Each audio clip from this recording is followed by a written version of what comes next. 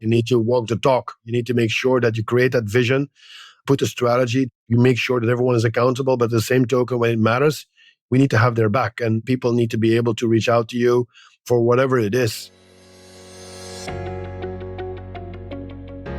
Welcome to Revenue Insights. Every week, we'll be joined by revenue leaders from some of the most successful and highest growing companies. Together, we explore how they built their revenue teams, the journeys that they've been on, and the lessons they have learned along the way. Revenue Insights is brought to you by Ebster. We're a revenue intelligence platform designed to help revenue teams to build more pipeline, close more deals, and retain more customers.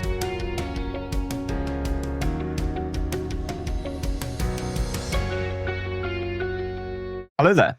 You are listening to Revenue Insights. I'm joined today by Willem Hendrickx. He's currently the Chief Revenue Officer at Vectra AI. Willem's career has taken him from a sales leader at numerous technology organizations across EMEA through to his role today at Vectra in the US. Willem, been looking forward to this. Awesome. It's great to be here, Lee. I've genuinely been looking forward to this. I know that we've been trying to get this in for a little while, but for anyone that isn't maybe as excited as I and maybe don't know who Willem is, can you tell them a little bit more about your story, how you've got to where you are today?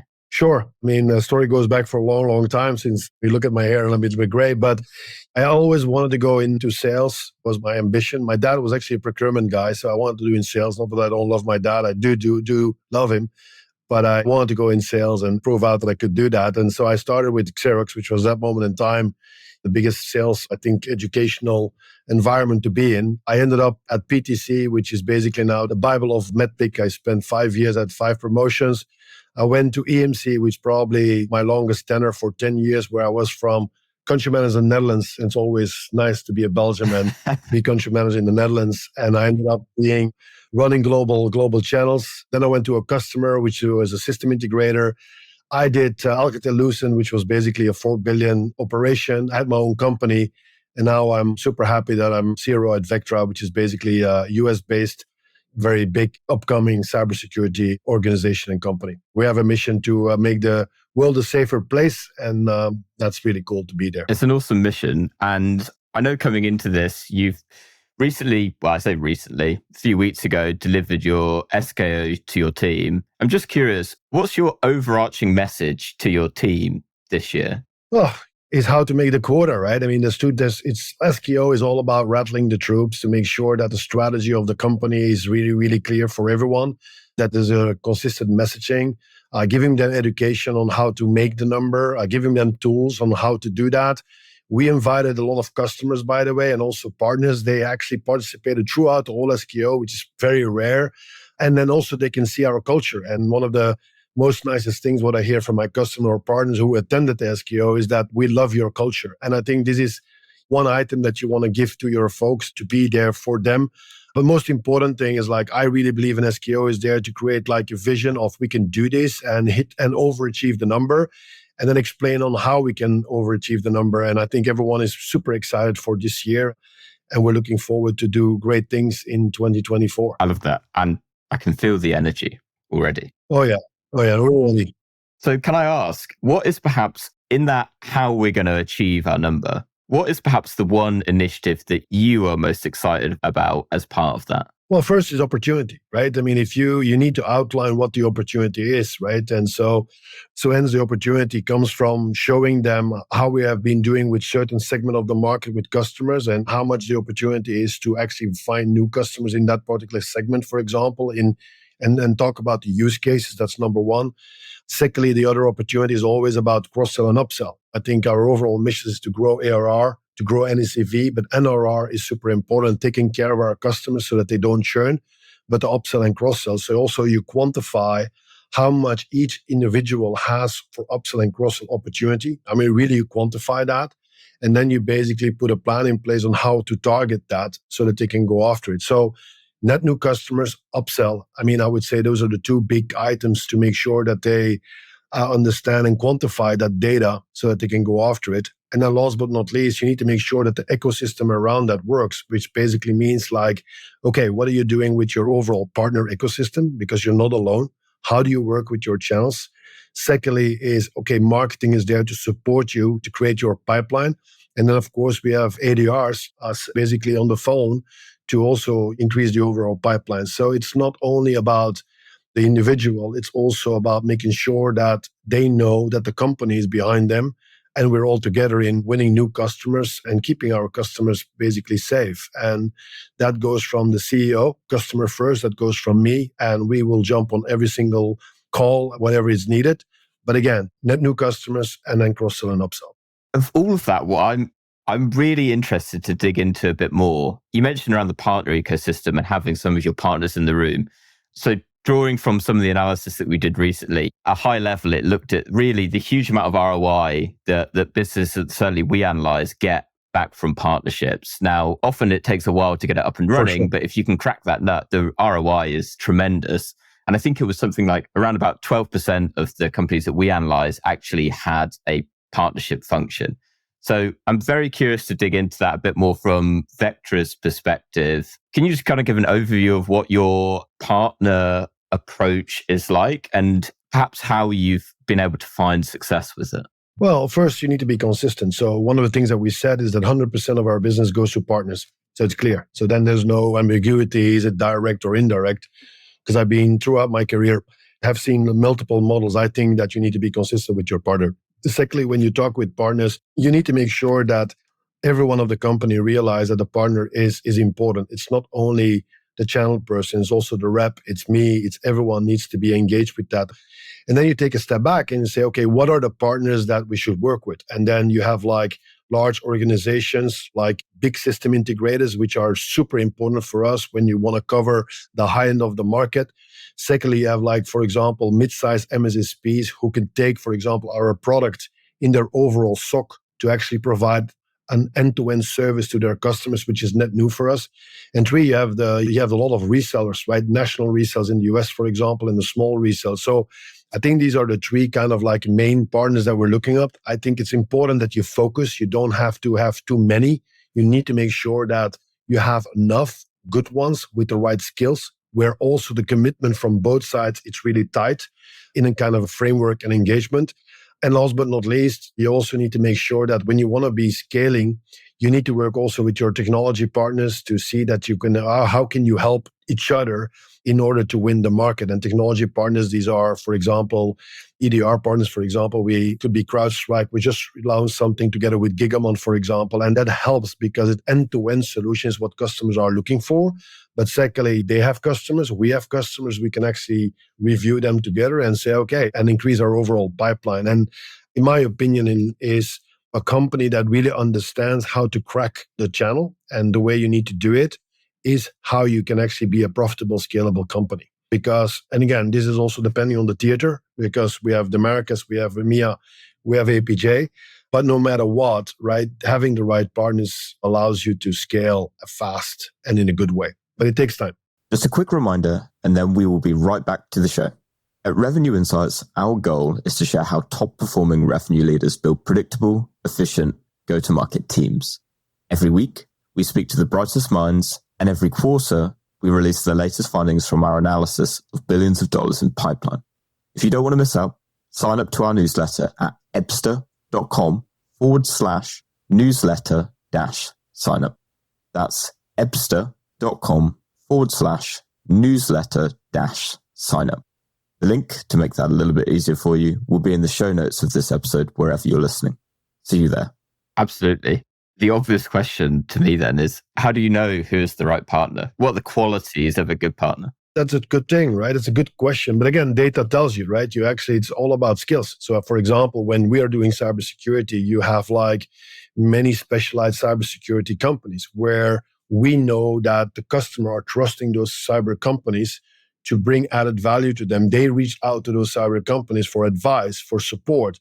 Now, it's very logical, right, that you, for example, go to them to see that we can add value to their overall end-to-end solution to their overall customers, for example. So it's all of those criteria. We look at that and we see which are the ones. The second thing is also commitmently. There are many partners on paper that are looking good, but if there's no commitment from the top and there's no commitment from our perspective on the top, it's nice, but it's never a relationship. A partnership goes both ways, right? And you need to make sure that you look into each other's eyes and say, okay, here's what we're going to do and what we're going to go for. Because any partnership, there will be blips, there will be issues. Is how do you deal with those issues? And when you have a trusted relationship and you can escalate, it goes very, very well. So I would say qualification, but secondly is also commitment, have a clear business plan together on how we're going to address the market. If there was someone listening to this and going, yeah, you know what, this year or certainly going into like the next financial year, they're looking at really exploring that channel. What would your advice be to them building out a partnerships channel for the first time? First, you need to do an analysis, right? As also we have data, right? Data is importantly is like, what is your overall solution? How does it fit, right? And then who are those particular partners that actually are most logical for you to drive the go-to-market with and how? And then secondly, create like a focus program that allows you to really work with those partners in a committed way and drive this forward. But more importantly, if you want to do it, it needs to be consistent. I've seen many, many companies that say we're going to do a business and we do a deal, and then afterwards the deal goes to another partner or it goes basically direct. I mean, that's not about building relationship. It's not because at the end of the quarter that you need to change your strategy. You need to be making sure that we are here for building a business for the long term. These partners are here for building a business in the long term. A quarter doesn't matter in that thing, and we need to think more long term when we are approaching those partners. And I think sometimes in the heat of the night, on the end of the quarter, some stupid things are happening, and you need to avoid that. I mean, I think that last bit is really sage advice. And on your point of thinking for the long term, and to move this away probably from a discussion on partnerships and thinking more generally across the revenue function, how are you planning for the long term? And maybe to get more specific on that, how do you plan for the long term across your sales function, and how are you communicating that down to your teams? We basically have like metrics that we have to hit, right, Lee? That's pretty clear. And of course, metrics is like the street. I mean, you have to hit your overall growth of ARR, your NCV and NRR. It needs to be very, very clear that the leadership also has to carry that, right? And so compensation plans needs to be aligned so that we can actually drive the same kind of goals. How we, of course, need to structure it is also to see, like, where is the opportunity? I mean, the reality is that you can't hire every rep everywhere. So you need to be very, very, very clear and methodology, like, how can we afford? What's the situation where we can put a rep and where we can't put a rep? For example, if you want to open up a new territory and there is no pipeline, probably it's not a good idea at this moment in time to say, okay, we're going to hire a rep and an SE. My thing is you should actually create pipeline. You should already have partners in that particular territory. So you can actually start with a partner landscape to say, okay, what are you doing, making the first deal before you basically then go in that country, for example, because it's all about, and you know as well, things have changed. It's also about profitability. It's not only about growth. It's about profitability and growth at the same time. And so you need to be very, very conscious on where to invest and where not to invest, using the right metrics. And these metrics has to be very, very clear for every RD, I would say, for management, but also for the sales. So every 2 weeks, for example, I provide a scorecard, which is about NECV, it's about the pipeline, it's about all the thing that matters to me. And it's very openly shared so that everyone can look at that, not to say, hey, why are you doing it badly? But also to see who is it doing it good so they can reach out to that particular rep, like, what are you doing differently to help me? And so we create that kind of environment where it's not about an inspection only, but a working and collaborative environment to see how we can make each other better. Very curious around the scorecard. So is that scorecard kind of between yourself and the rep? So directly gathering their feedback on the front line so you've got that insight, or is it kind of going via your manager? No. It's basically, I mean, we have the management scorecard. It's, again, when you think about the fact that you have a company and you have to get to your goals, how you can actually take those things that you need to do and bring it down so every individual feels responsible, but also accountable for delivering something that is meaningful for that particular company. So hence, when you create like particular scorecards, then the team knows like that what I think is important and what I'm expecting from every individual, so that they can drive it. And we can actually put things in place, enablement in place to help them to get to those particular goals. But at least it's clear, right? And it takes a long time to get there. But once you get those scorecards out, which we recently did, then that's the way. And I make the analogy with Barcelona, because I was in Barcelona. It's also a football team, but Barcelona also after the game, they inspect, right? Not to inspect what you did wrong, but okay, how many passes, how many percentage, what did you do well? in order so that basically the trainers can actually educate them to say, okay, here's what's good, what's bad, let's get better. So I think we need to get to a kind of same. Sales is about making sure leadership is helping the reps finding certain weaknesses, but helping them to overcome those weaknesses. It's our job to make everyone better. And those scorecards allows them not only to see where they rank, but also allows them to reach out to one of the reps who, for example, is great in pipeline building and say, what are you doing? Because it can't only come from me. It only comes from anyone. At the end of the day, if you have an organization or a society where everyone is like trying to work with each other, and again, that's why SKO is so important, then it cultivates innovation and it cultivates also thinking. And I think that is super important. It's not easy to get there, but I think it's super important that organizations think like this, and hopefully we can get as much out of that as possible. I really believe that it's our role. Every rep can be successful. Every rep, as long as the rep wants to be successful. I love the idea and I completely agree with your approach. Could you maybe indulge me a little on the scorecard? Could you give some examples of like the kind of things that you're asking them to score? So for example, if you look at add-on business, right? I just explained to you that, right? So how can we get to an NRR of X? How that translates to someone in Switzerland? How does it translate to someone in the US, in Texas? Okay, you know what? Here you have X amount of accounts, right? So for you to hit that number, right? Here is basically the amount of money that we need to get from our customer base. And so that's, for example, something that we track and manage. Now behind that, we do things. We do enablement sessions. We do webinars. We are pushing certain things out. The marketing is behind that. We have product management behind that. But the reality, it's just that they show to say, okay, if I hit my NRR in my own patch, I help the company. I want every of my reps to be entrepreneurs. I want every one of my reps to be franchise. They should own their franchise. That's the way I looked upon my business. When I run a territory, I'm like, how can I make sure that I run the territory as good as possible? How can I do that? And I think the word franchise is super important for me. And I think some reps are just looking at accounts. I want my reps to look at a franchise and use the tools and the resources available that are out there to make this franchise awesome and grow and continue to grow. And if they do that, they make money. But it also allows them to not, the most important one is a franchise, you take care of your customers, Lee, because your customers are your biggest advocate. It also means that if you take care of your customers, you have less churn, which helps me to reduce my overall churn in the organization. And so these scorecards are just reflections of what we want to achieve from the company perspective. Does it make sense? That makes perfect sense. Now, there was something that you mentioned that I just want to pull from. You want all reps who, as long as they are committed to be successful within Vectra, I'm paraphrasing ever so slightly. How do you approach from a leadership position ensuring that happens? So because to give like a bit of context maybe behind the question, from the analyses that we run, something like 69% of reps across kind of the 530 companies that we analyzed are missing quota at the minute. So only 31% are hitting quota. So everything that you're saying is everything that I think a lot of businesses aspire to be, aspiring to have the vast majority of their reps hitting and exceeding their number.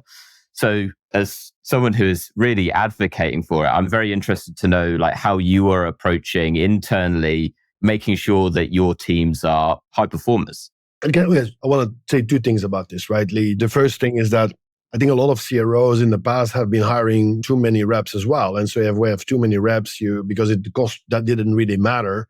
Hence, you have a lot of people who are not making numbers because the pipeline is not there to support the amount of reps. So I think it's our job as well to make sure that we're not doing that. So that's number one. But the way I look upon it, my responsibility is what I call the 3 R's. Goes back from the past. It's revenue, it's basically recruitment, and it's retainment, right?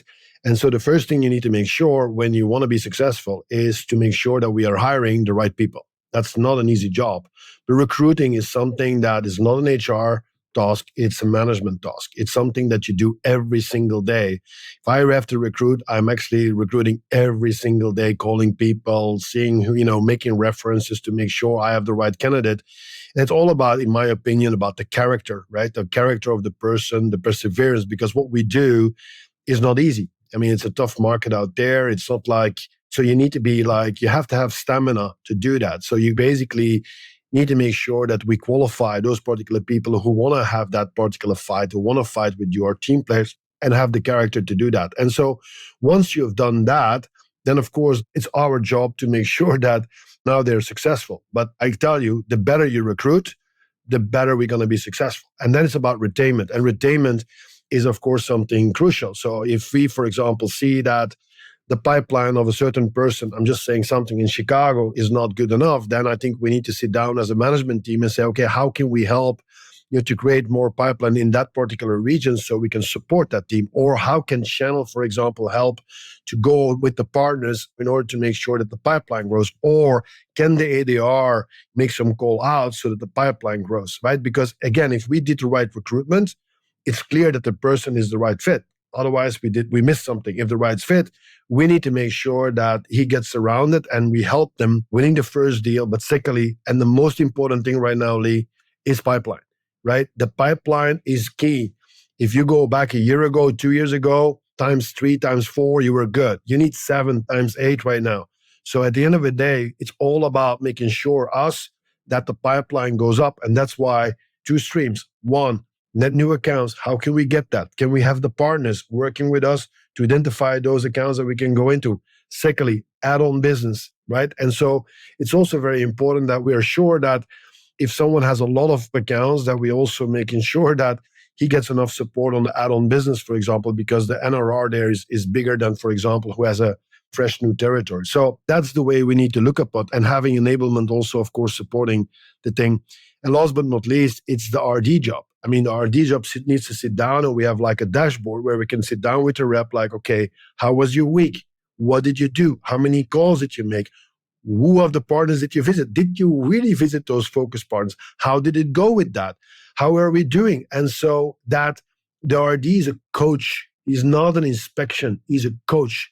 Coach helping to make sure that the rep is going to be successful. Now, again, it's up to the rep to deliver. It's up to the rep to be accountable. I want to see accountability there too. If we are giving so much, luckily most of them do, but that comes back to character and stamina. But if you data, and you're about data, Lee, it's all about data. Data never lies when you have a Monday call with your rep. Never lies. There's so many nuggets of gold that I want to pull from there. And let me focus on one, because you mentioned it a few times, character.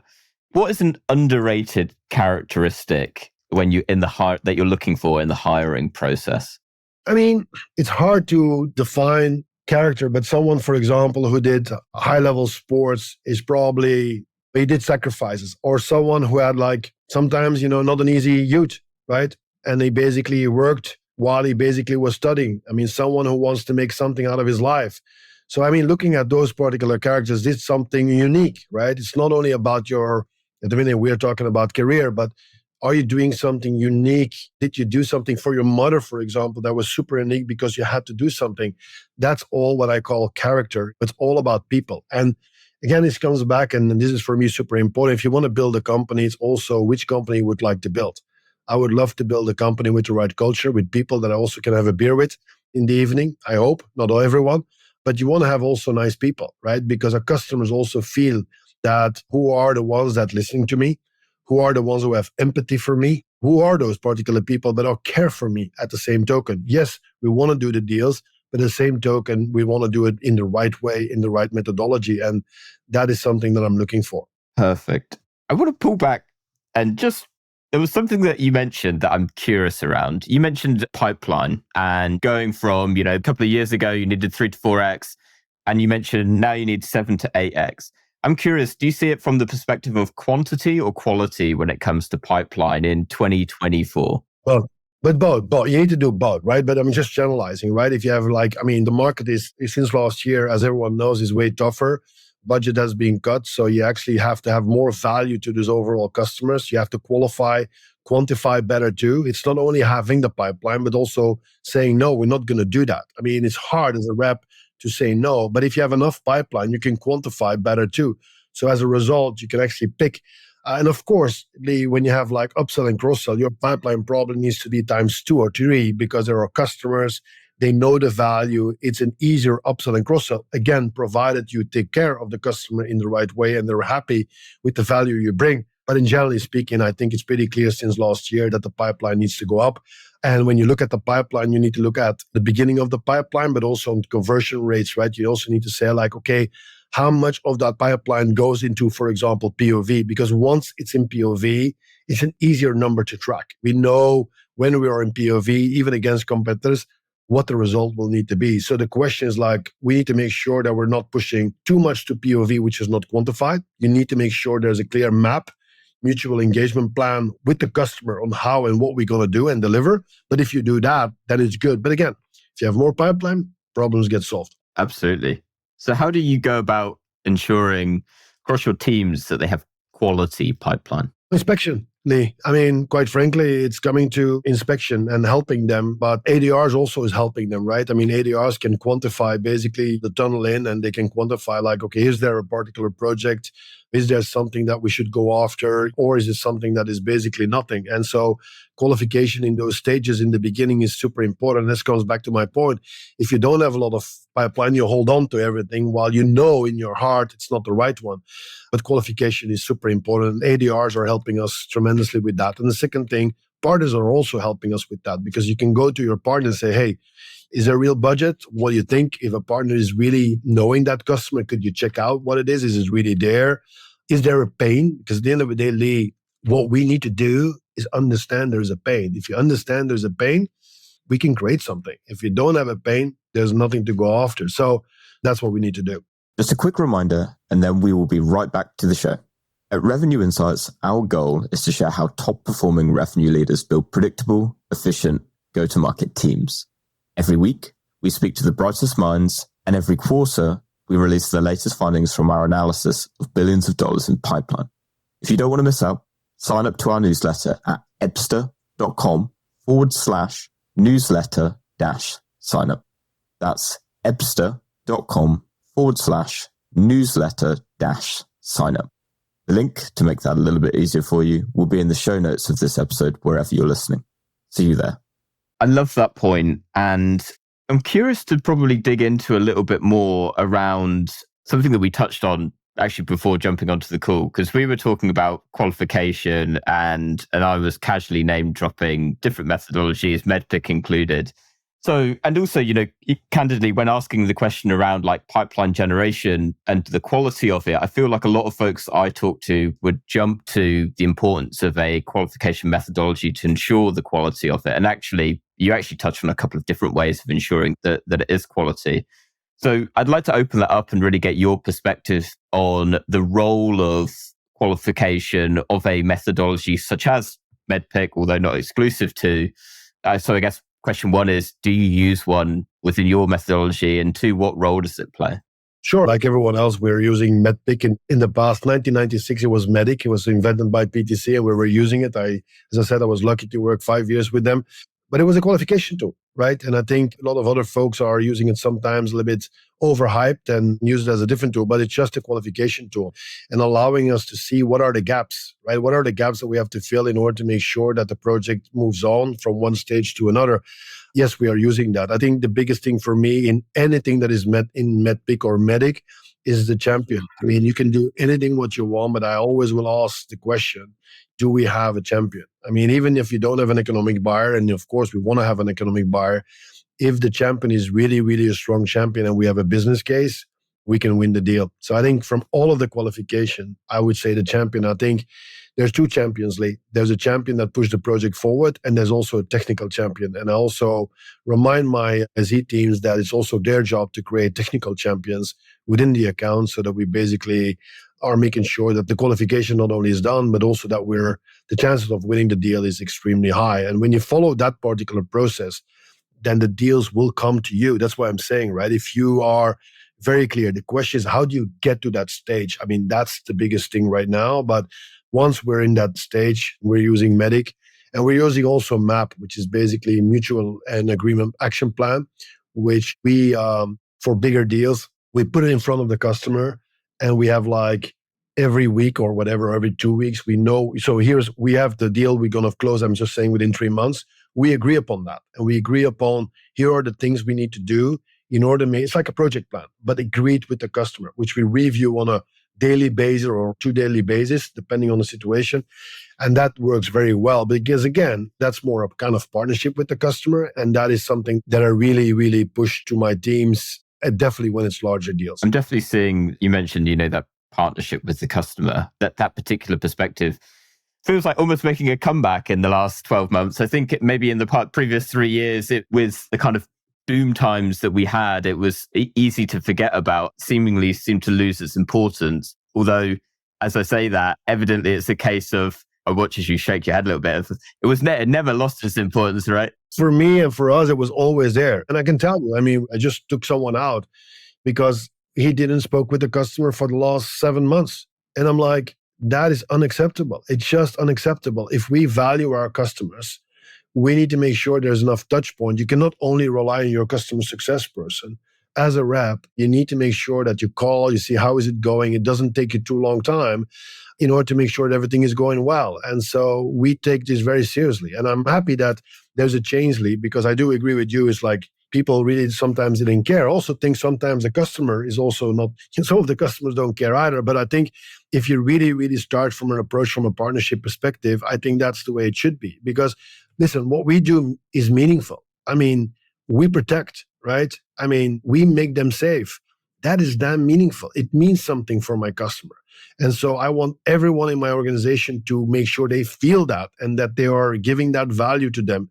Because what we do matters. It just matters. And if you have that in mind, of course, we should have a partnership with our customer. I bet you have some pretty cracking customer stories of instances there where I'm sure in the cybersecurity space, fending off those attacks is tremendously important, right? It's the heart of matters. And unfortunately, there are more and more attacks every single day. There are more sophisticated attacks every day. They're using AI too. So again, doing this cybersecurity is not Willem or anyone else. It's an ecosystem of everyone fighting together for making sure that we protect. And so that's why I'm saying, I'm very, very fortunately to work in Vectra, to work with an amazing technology, but also that actually protects those product customers every single day. And having people, I want my folks and my people to feel that. And I want them to, because also I think my customers feel that too when they see that. We matter. We matter to them. Well, I can say as a humble podcast interviewer, I feel it. So I'm certain they do too. An ultimate question. What would you say, how would you approach leadership, maybe in a different way to how your peers do? What do you think is maybe fairly unique about your leadership, if anything? I don't know. It's hard to compare with my peers. I think at the end of the day, I think you need to be there for your people, right? This is my motto, that my folks know that I'm there for them. My folks that I'm working probably as hard, probably way more harder than them because it means for them. So I think it's not only, I think what we need to do is both. You need to walk the talk. You need to make sure that you create that vision. You need to make sure that you put a strategy, that you make sure that everyone is accountable. But at the same token, when it matters, we need to have their back and people need to be able to reach out to you for whatever it is. The nicest thing in your career, Lee, is when people send you a message and say, remember 15, 20 years ago, what you've done for me on that one, I never forgot that and I got a better person. There's nothing more rewarding. And I think this is why we do it for, right? We do it one on the customer side, but we do it also because we see some young people growing in the organization, become more confident every single day and be a better human being. It's just awesome. That was a beautiful response. Last question. What is one book that you'd recommend to other revenue leaders? Well, there's many, but I think from a practical perspective, and as I said, I was with PTC and John McMahon was there. So I think the Qualified Sales Leader, because if you want to have a book, it needs to be for all of the audiences, right? It needs to be simple. It needs to be methodological, practical. And I think the Qualified Sales Leader from John is just an incredible book. It's there for a rep. It's there for leadership. It's there for marketing. It's fantastic. And actually, it describes real life stories about QBRs and all of that. And I definitely would recommend everyone to read that. Actually, I gave it to all my folks because not only the fact that it comes back memories from me from PTC, but it's just easy to read and it just gives you so much value. Fantastic. I need to put it on my reading list, evidently. Please do. No, please do. It's just awesome. All right, Willem, it's been an absolute pleasure. I will put links in the show notes down to the Qualified Sales Leader. For anyone that's listened that maybe has any questions, wants to reach out and maybe pick your brain a little bit further than I already have, where can they find you? They can find me on LinkedIn. So, I'm on LinkedIn, Willem Hendrickx Vectra. So it's easy to do. So I think send me a message and I'm happy to see that I can get back to you. As you know, Lee, sometimes I've been back and forth, doing a lot of traveling. So give me some time, but I'll always come back to you. So absolutely. And I will say it's been absolutely worth the wait. So thank you so much for your time. I'll put a link to your LinkedIn down in the show notes as well. Willem, thank you so much again. Really appreciate it. Thank you, Lee. Thank you. And talk soon. Thank you very much. We speak. Thanks for listening to Revenue Insights. If you want to learn more, subscribe to our newsletter and we'll deliver every episode straight to your inbox. If you have any questions, feel free to connect with us on LinkedIn. Our links will be in the episode notes. See you next week.